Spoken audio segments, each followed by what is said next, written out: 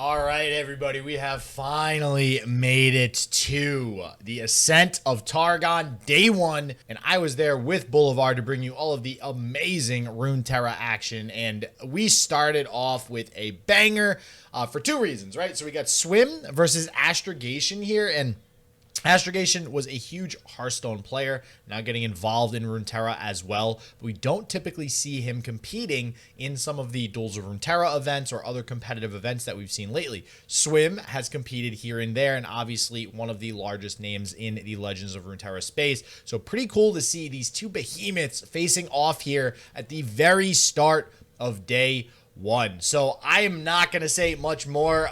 This game was absolutely great. There was so many good games throughout the entire day. You guys have to subscribe and stick around for later on in the week. We're going to be releasing some of the last games for day one. And oh my God, some of them were Swim as well. These games were fire. We had some insane top decks and some insane gameplay out of every single player in this tournament. So as always, my name is Justin, also known as Shit Just Works.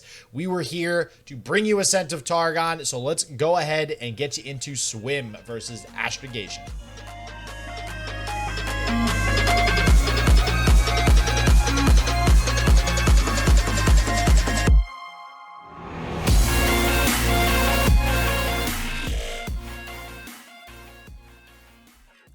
I really expected you to have some kind of faith in the underdog Astrogation, but we're going to get into the game, so we're not even going to get to find out who my pick was. Oh, whoa, no. You can't do that. You can't do that. Well, I mean, Swim has the experience, right? Like, I feel like it'd be trolling not to pick Swim for game number one, at least favored here. Astrogation is a very standard lineup. Swim is a very sort of anti-meta kind of tournament player. He loves to take a look at the meta, figure out what it's going to be, and then beat it. And I think that, sort of a more inexperienced tournament player with a very standard lineup is exactly what Swim wants to run into.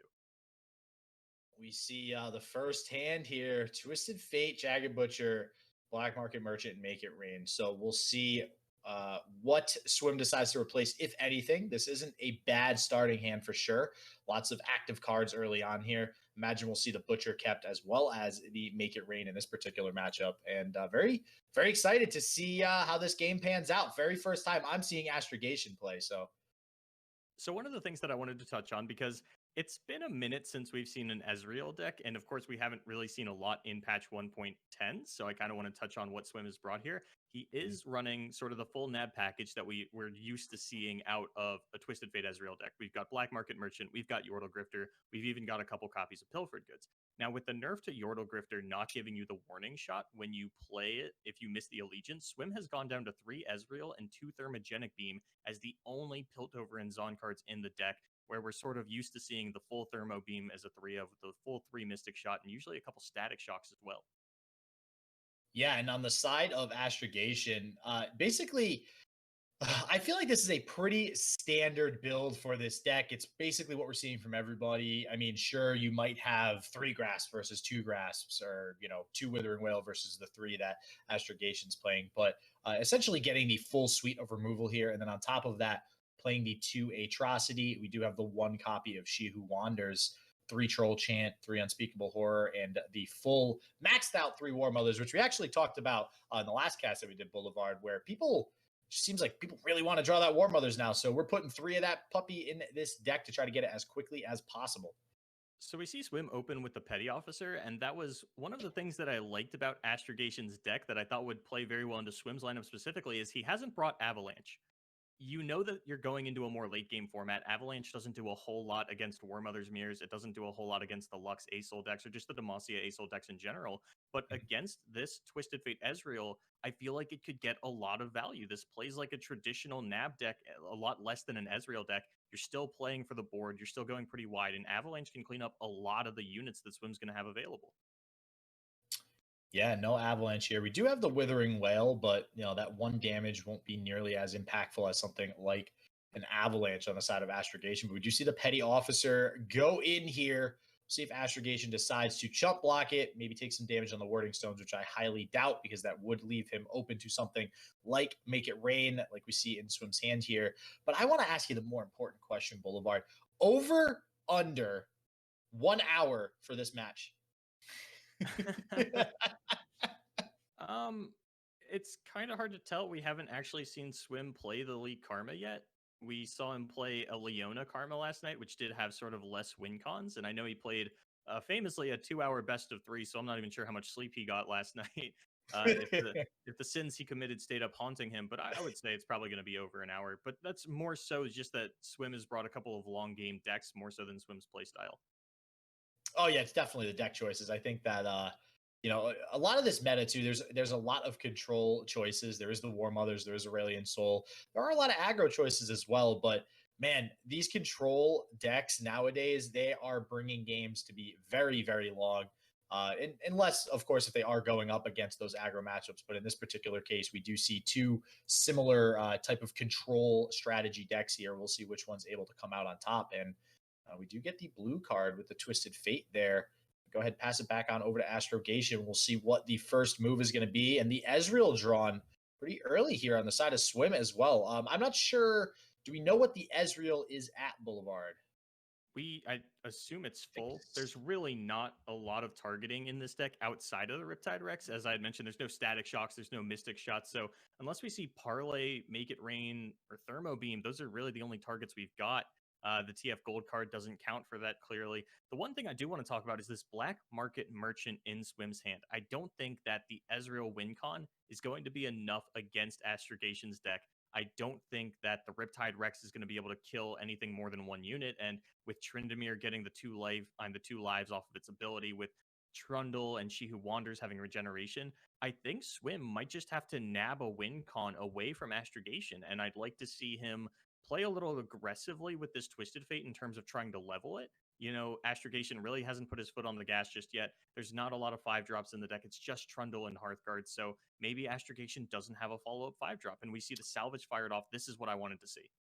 Yeah, the salvage fired off, but crucially gets rid of a warning shot. And I think that if Swim is going to, get his win count off like he wants versus Astrogation, he's going to need stuff like warning shots to be able to get that burst speed damage with this Ezreal down. And, just a reminder for anybody who might not have been watching the game and the patch updates lately, Ezreal is now at 10 targets for a level up. So not going to be able to get to that win con as quickly as we used to in the past. We'll see if that's going to affect Swim here. And obviously Astrogation is not the most aggressive deck in the world. It is going to take a little while for Astrogation to get online and start to pressure Swim.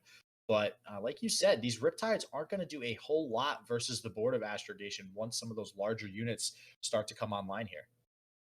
So that Grasp of the Undying fired off onto the Twisted Fate. That was something that Swim was probably expecting. It is sort of the cleanest answer for the TF out of Astrogation. But now we're eyeing up this Ezreal and thinking, okay, there's only 2 Grasp of the Undyings in the deck. If I play this Ezreal and he Vengeances that, I feel pretty good about that, and I will get that Mystic Shot onto the Hearthguard off of an open attack next turn. Instead, we're going to go for the Make It Rain, and I am curious to see if this sets up the double Jagged Butcher or the Black Market Merchant. You would love to Merchant in, this turn into open with the Yordle Grifter next turn. There is, of course, the possibility that Astrogation wants to sniff that out, doesn't want to give him a big nab turn, and just fires off one of his 1 damage removal spells here. And there it is, the Unspeakable Horror. And got a Troll Chant. I mean, yeah, upside, it's a burst spell. Great, awesome, works with Ezreal. Downside, it's Troll Chant. It's not exactly the most impactful card. Like you said, he might have wanted to nab a win con card more so than just a little dinky Troll Chant there. So I don't think Swim is too happy with that particular nab. And we'll see how he gets into turn 6 here. Has a ton of options. I mean, we could lead with the Yordle Grifter. I highly doubt he's going to go ahead and pass back. I feel like Astrogation will go ahead and accept that pass. And it looks like Swim is going to go ahead and Make It Rain here, which does clear out this Avarosian Hearthguard. Does also proc any, plunder effects yet again. So we'll see if he tries to go for maybe some Jagged Butchers this turn and start to possibly pressure Astrogation a little bit with an attack. Yeah, I was a little surprised to see that, not the parlay. It looks like Swim has sort of shifted gears to the Ezreal game plan. And you need to get off a couple of Make It Rains if you're actually going to level the Ezreal with this Riptide Rex. If the Wording Stones actually does live until turn 8 when the Riptide comes down, it could eat too many of the shots, and that's a real concern for Twisted Fate Ezreal players right now. If you fire 3 of your shots at this Wording Stone, you're not really in a position where you can afford to miss those 2 extra targets out of the Riptide Rex, as Ezreal is currently only sitting at 4 out of 10, if I've done my math correctly so far. I might be one off, but with just this parlay in hand, it means that if Riptide misses too many times, Ezreal's not going to level off of it. And even if it does, I mean, Swim's only got a couple of spells in hand. Yeah, I do. So you mentioned he kind of is switching gears to the Ezreal, the targets. I do like that a lot here. I think that if he's going to able to win with the Ezreal win con and not do it through just like this combo of 10 burst spells in one turn and there's nothing that Astrogation can do about it, which I highly doubt is how that's going to happen. I do think he needs to do it before Astrogation starts to really develop a huge board.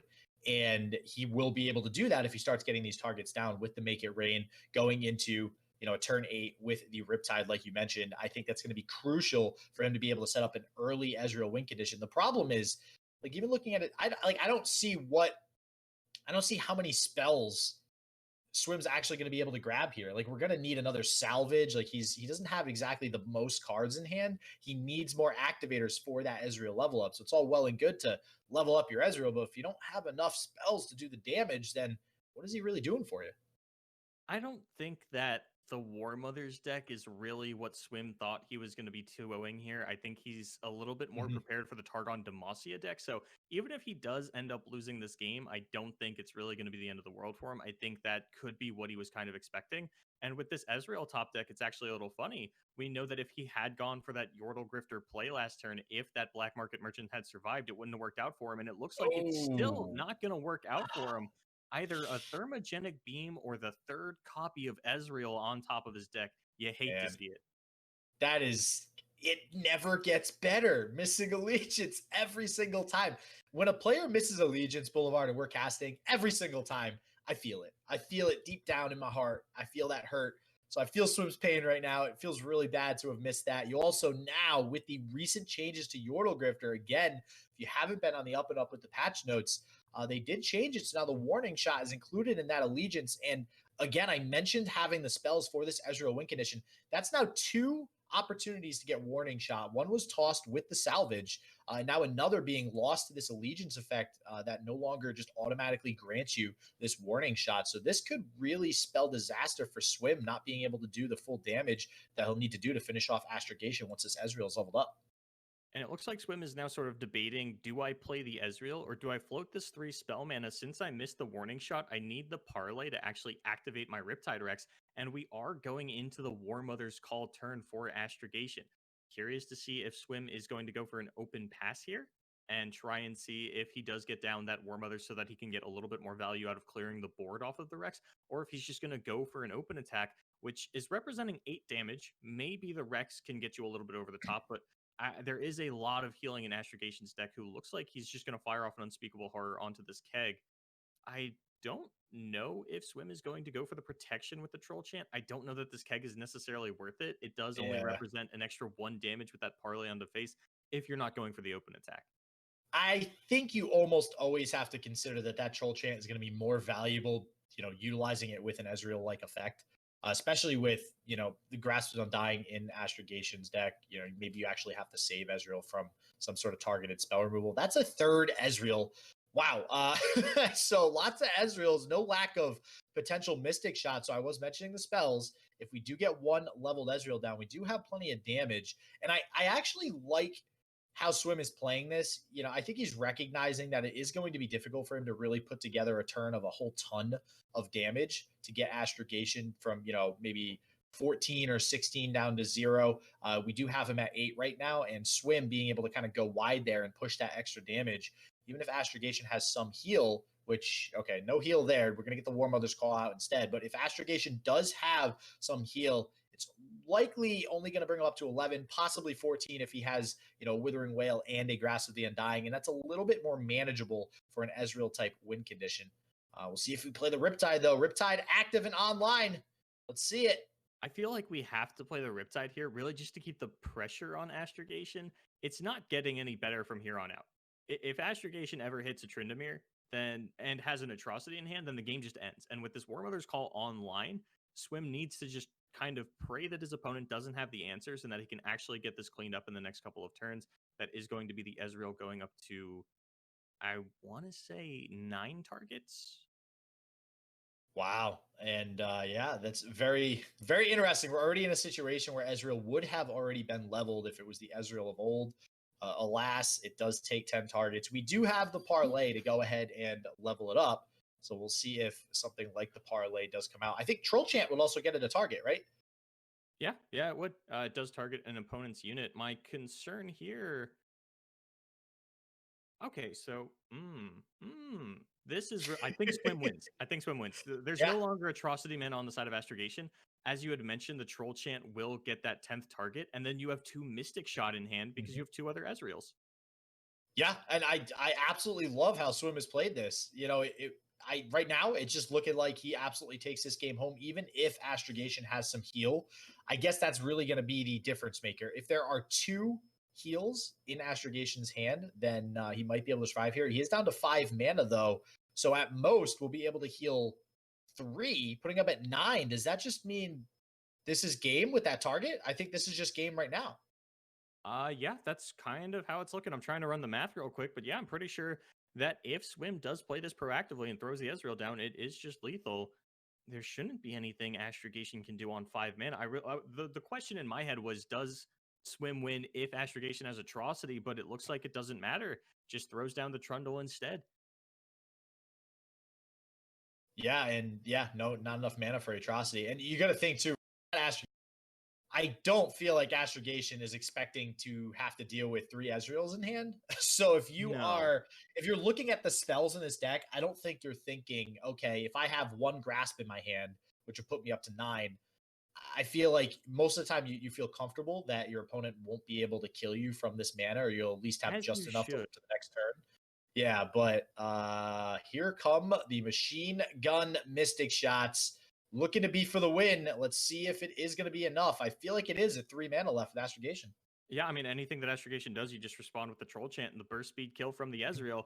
Doesn't play Mystic Shot, doesn't matter. You still Wow. lose to it, and that's actually kind of an insane hand. I mean, he misses with the Yordle Grifter, but sort of gets rewarded for it by just having so many Ezreals in hand that he gets access to these Mystic Shots. And that's what we were talking about. The lack of Avalanche meant that the Jagged Butchers and the Dreadway deckhand got to push a lot more damage than they typically would.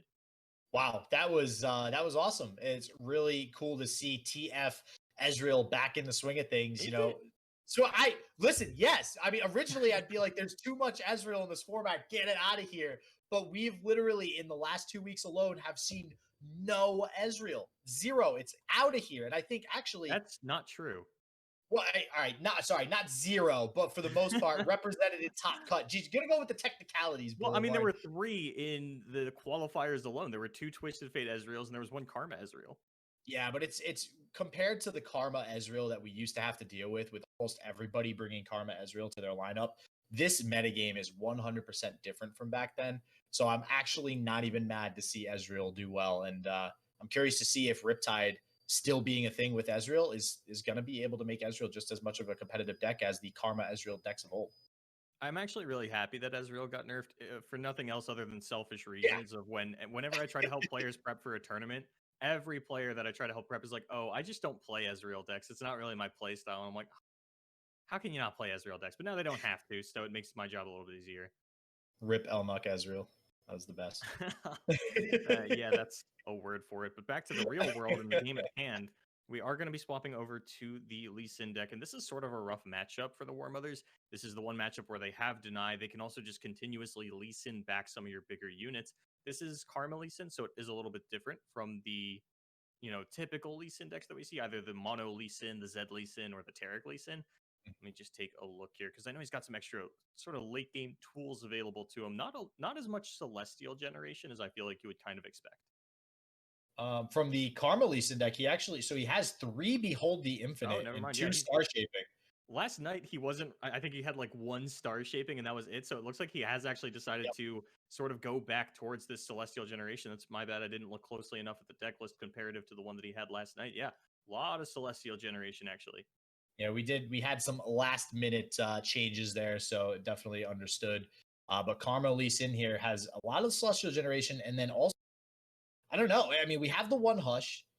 We are seeing the max of these lower cost spells too in Guiding Touch, 3 Guiding Touch, 3 Pale Cascade, and 3 Steel Tempest, 3 Concussive Palm. So and actually, I think this is one of the first decks in a while. I know we've started to see Will of Ionia pop up here and there, but actually playing 2 copies, generally speaking, I feel like it's usually added as a one of in most decks nowadays. So I'm curious to see if that card will come in handy in this matchup.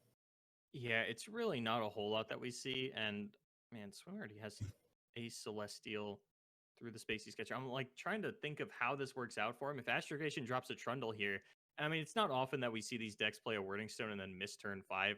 They'll at least have. I feel like the ideal curve for Astrogation is something like play a ramp card on 3, play a 5-drop on 4, play a ramp card on 5, play a Tryndamere on 6.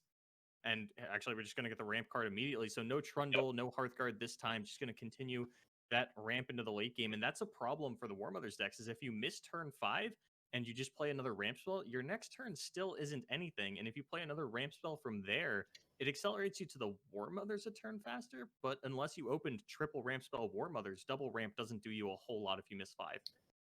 Yeah, and another recent change being shown off here with this Lee Sin. Used to be a 6 cost with significantly different stats, also had a significantly different champion spell. Used to be Dragon's Rage, is now, oh boy, can't even remember the name of the champion spell. Resonating Strike, there it is. And also 4 cost now, which means we're able to get it down on turn 4 here, which is pretty significant. It's one of the reasons why we're seeing a rise in Lee Sin's play right now. You're able to get him down earlier and get a lot more value, a lot faster with the Challenger and Barrier combo that he provides. Also have this Mentor of Stone still sticking around. We might actually see Swim be able to get another attack off here with this Mentor of Stones, providing a 2/2 buff to possibly Lee Sin. Yeah, Astrogation's in sort of a terrible spot. Swim can just open the turn with Behold the Infinite, challenge out this Wording Stone, kill it. Maybe you put the buff on the Lee Sin just to play around something like a Troll Chant, or at least force the Troll Chant to hit the Lee Sin twice rather than, stop a little bit of the damage coming through from the other things. And it looks like that is what he's considering. I don't see a reason not to challenge this Wording Stone. As I mentioned, your opponent's already in this awkward position where now if you kill the Wording Stone, they're still on turn 7 next turn, which is just one of the worst manas to be at for Astrogation. You're only on 7 real mana, so you can't play any of your 8 drops. You're on 10 spell mana, so you can't play your War Mothers for at least another turn. I think that Swim just sort of has the tempo opener to take this one away really early. Yeah, you take Falling Comet here, right? Like you mentioned, he has the tempo. I was just gonna say, do you actually take Immortal Fire with the amount of tempo that you have? Like, is he thinking, okay, maybe Immortal Fire is just a finisher here a little bit later on in the game with that elusive? I think so. I mean, with the amount of pressure that he's put on and the fact that he doesn't have Deny, he has nothing if Astrogation has a War Mother's Call. So he's thinking if we are going to get to the turns where you get down War Mothers and you have this atrocity and you have this potential lethal, I need to be able to kill you the turn before that happens. And my best bet at doing that is going to be this Immortal Fire. Yeah, putting the additional +2/+2 on the Spacey Sketcher as well. So this is showing that, because obviously we saw the challenge come out from the Lee Sin onto the Wording Stones. It's looking like Swim is valuing just pushing that additional damage as quickly as possible instead of buffing up that Lee Sin. Obviously, it'd be pretty valuable to buff up a Lee Sin, but I do like the fact that he's creating this other threat on board that now Astrogation is going to have to worry about in this 5/5 Spacey Sketcher. I mean, I think I've said in the past, I'm not the biggest fan of the Lee Sin decks, but man, do I love Mentor of Stone. Oh yeah. Yeah, I don't know. I still feel like gems are not that great a lot of the time, especially and gems, I love you, man. I'm sorry. I don't know, like even we saw it played with the Tarek, right? Which it feels like that should be incredible playing gems with something like Tarek and just being able to heal units that blocked or took damage or whatever. And I don't know, it's very underwhelming. Now the +2/+2, yeah, I agree. Absolutely great. The problem is usually this card is getting picked off like we see here very early. Now, in this particular case, Astrogation actually allowed it to go off twice, which is very, very rare, I feel. I feel like whenever that card is field, it just insta dies to some sort of removal. But Swim, maybe lucking out here. Maybe Astrogation just didn't have the removal or just decided to not deal with it. Going to get 2 of those buffs out.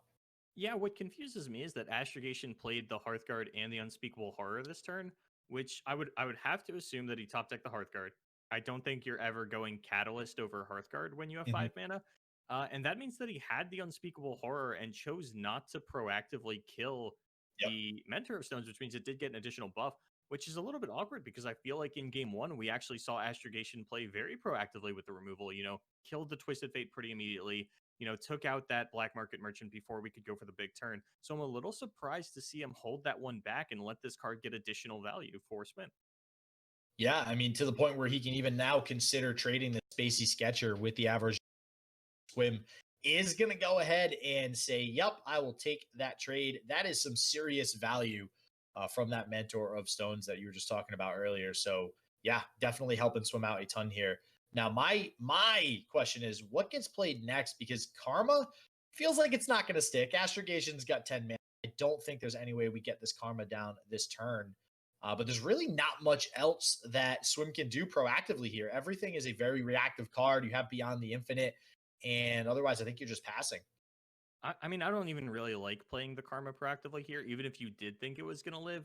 I think I've talked a lot in the past, because it hasn't come up super recently, about how the random spells generated by Karma feel kind of mediocre outside of every deck other than Heimerdinger, where in Heimer, no matter what spell I get, I can play it and at least get the turret out of it. But even in Karma Ezreal, we saw some pretty useless spells come out of the Karma that really just clog your hand for the rest of the game. You can't always discard them to a Spacey Sketcher, but I don't think that you necessarily need to play the Karma here, just because there is Grasp of the Undyings in Astrogation's deck. You could throw down the Pale Cascade in response to try and, buff that up out of the range. But, maybe now you go for it, since your opponent is just down to the 5 mana. And Yeah. I don't think there's anything your opponent can actually do to kill the Karma. Might as well get that free value, right?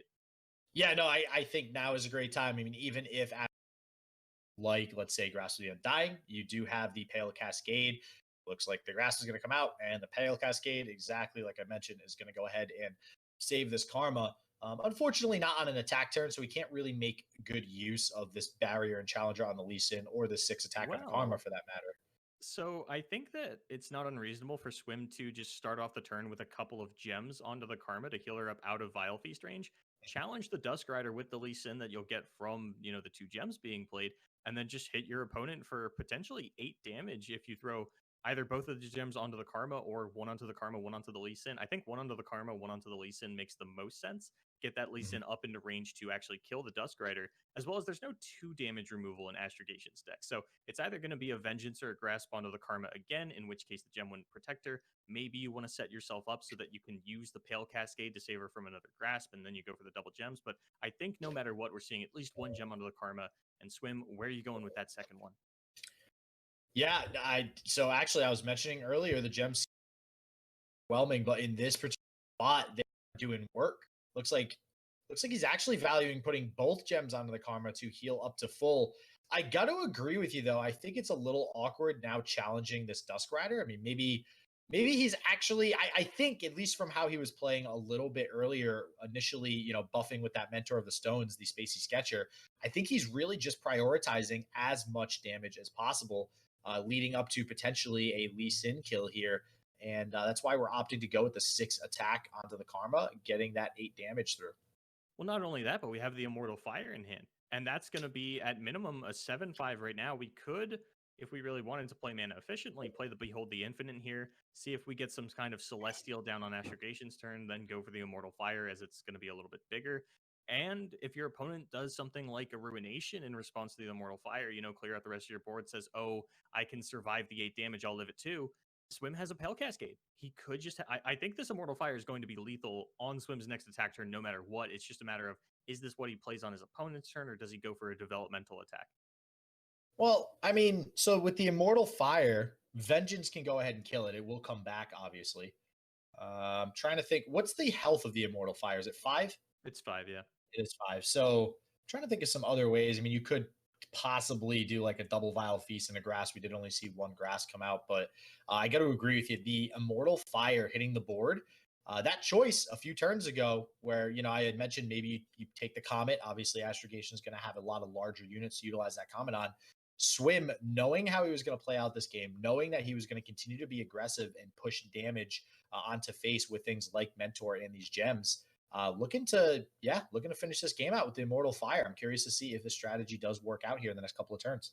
He even picks up the Key Guardian so that Vengeance is the only way to kill it. I think that Swim wants Astrogation to commit a little bit of mana on the turn before he plays the Immortal Fire. And what I mean by that is if you play it now to go for the open attack, Astrogation can Vengeance it this turn and then Vengeance it again next turn on the attack. You don't want to give your opponent, 26 mana to deal with this. You only want to give them 13, if that makes sense.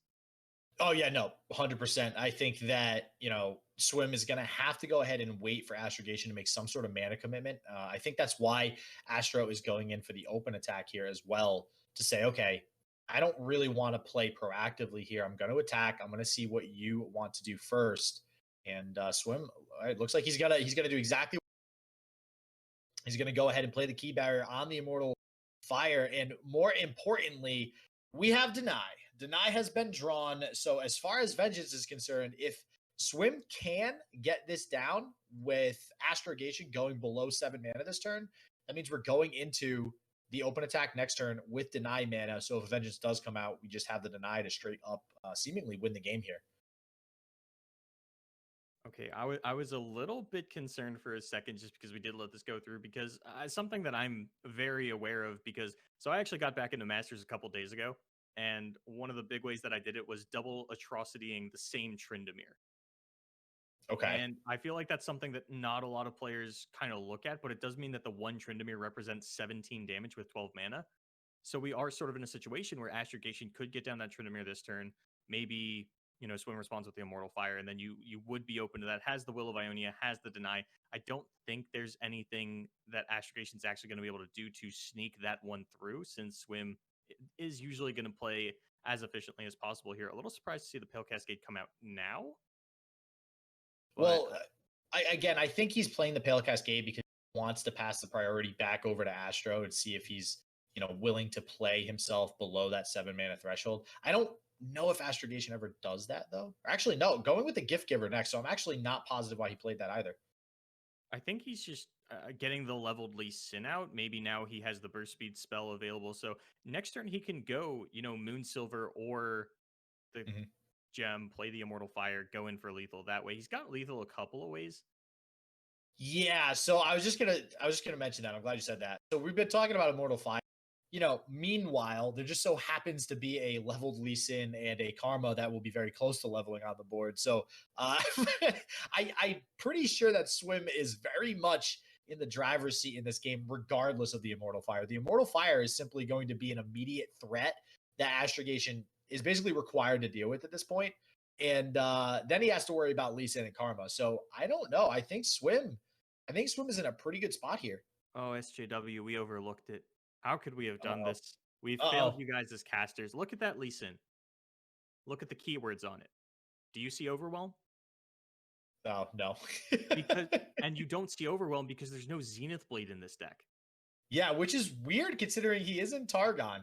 So it's definitely a weird consideration there. I mean, that's sort of the win con of the traditional Targon Lee Sin decks, is getting that Zenith Blade down onto the Lee Sin, giving it Overwhelm, and we just completely overlook the fact that Swim just doesn't play that at all. Has gone a lot more for that Karma late game.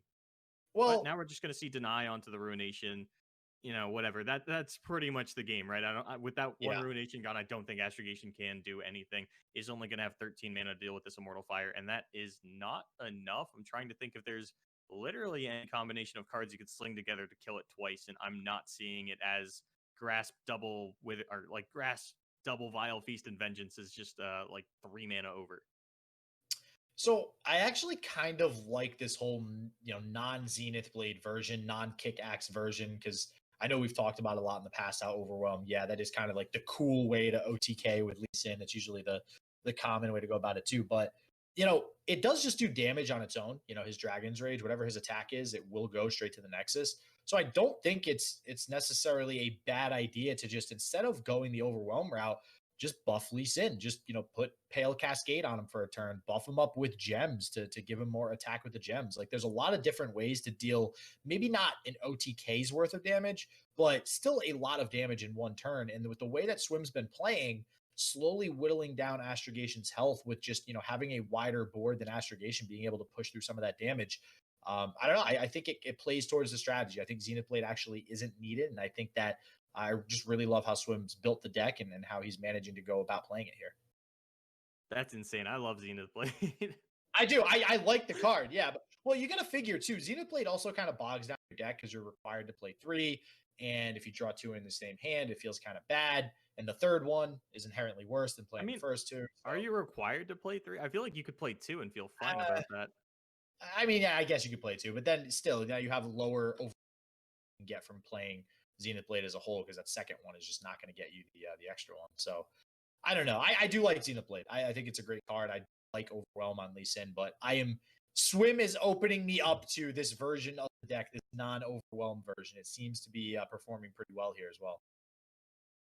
And I think with this Immortal Fire coming down, I think we had talked sort of at length about how Astrogation really shouldn't have any answers for this. This should just be the game. Because Immortal Fire is treated as the same entity, such as Tryndamere, not really like Anivia, if you Vengeance it on the attack still goes through after it revives. It's not going to like turn back into a different Immortal Fire that goes back to the bench, sort of like a Anivia would. Yeah, I got to agree. This is a very large board side of Swim, so I don't know if Astrogation actually has a way to deal with this. That deny on the Ruination was just absolutely breaking. That's 4 mana for 9 mana. I will take that trade any day of the week, baby. The one concern that I did have was using the Pale Cascade onto the Lee Sin post combat does mean that we're not representing lethal with just the Immortal Fire. I don't think that's actually going to come up. I'm pretty sure he should have more than enough damage anyway, and that's why we are seeing Astrogation use the full turn timer just a Vengeance straight away onto the Lee Sin. But this actually could be the way that Astrogation survives the turn because Swim used the Pale Cascade earlier. If we see something like a Grasp of the Undying down onto, this Karma or this anything other than the Immortal Fire, Astrogation actually could live. We'll see if that ends up being the case here in a second. We still have the attack token with Swim, so we still are able to go ahead and at least try for it. It actually would be lethal depending on the blocks here. I imagine Astrogation will be able to block this out just fine, but very curious to see what he has with 6 mana still. Do you think Swim's not even going for lethal, it looks like? No, wants to save the Karma, which, I mean, I don't hate this. I feel like saving Karma going into turn 10 is never a bad idea. Okay, here we go. Here we go. Or not? 9, 10. No, because you would just have to... No. No, yeah, that's just not lethal. No lethal. We'll put Astrogation down to 1. Yeah, but it's a little bit weird to me that he sort of used the gem, but then didn't go for the lethal attack with it, just held back the Karma. So this might be kind of like a little bit of a mind game